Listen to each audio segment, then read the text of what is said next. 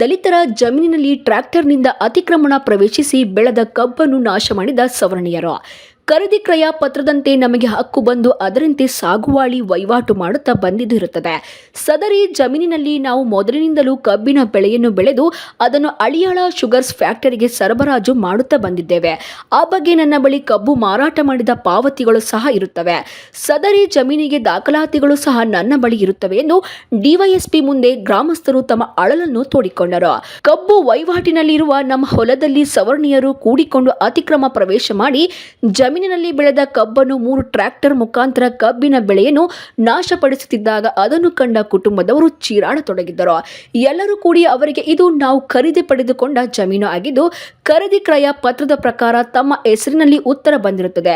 ನಾವು ವಹಿವಾಟು ಹಿಡುವಳಿ ಇಟ್ಟುಕೊಂಡು ಸ್ವಾಧೀನ ಅನುಭೋಗದಲ್ಲಿದ್ದು ಈ ಜಮೀನಿಗೆ ಏಕೆ ಬಂದಿರುತ್ತೀರಿ ಎಂದು ಪ್ರಶ್ನೆ ಮಾಡಿದರೆ ಟ್ರ್ಯಾಕ್ಟರ್ ಮುಖಾಂತರ ಬೆಳೆದ ಕಬ್ಬನ್ನು ಬಲವಂತವಾಗಿ ನಾಶಪಡಿಸುತ್ತಾ ಹೋದರು.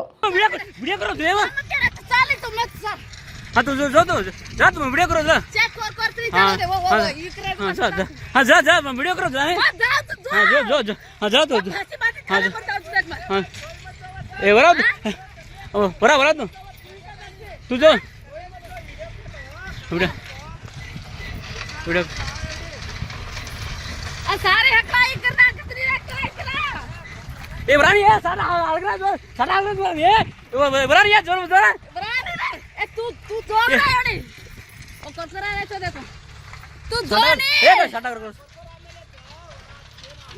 चल मत पूछ चल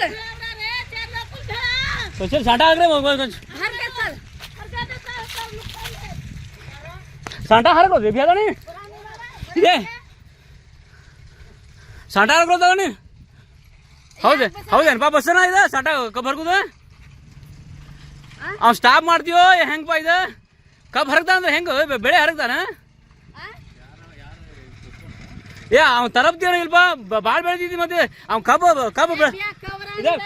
ಸಾಂಟ ಹರಗತ್ರ ಮುದಿಯ ಧೊಲ್ದೇನೆ ಹಾಕ ಸಾಂಟ ಹರಗತ್ತಿದೆ ಈಗ ಕಾಯ ಏ ಗುಡ ದೇವರ ಅಲ್ಲ ಕೋಟಿದ್ರೆ ಮಾಡ್ಕೊಂಡ್ ಬರ್ಬೇಕಿಲ್ಲ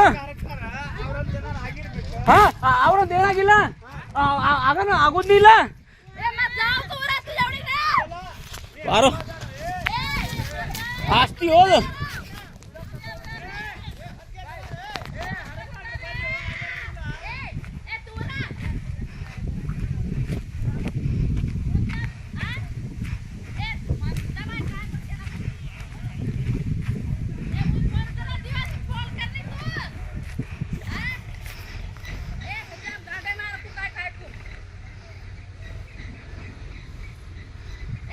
फोन कर ली ये या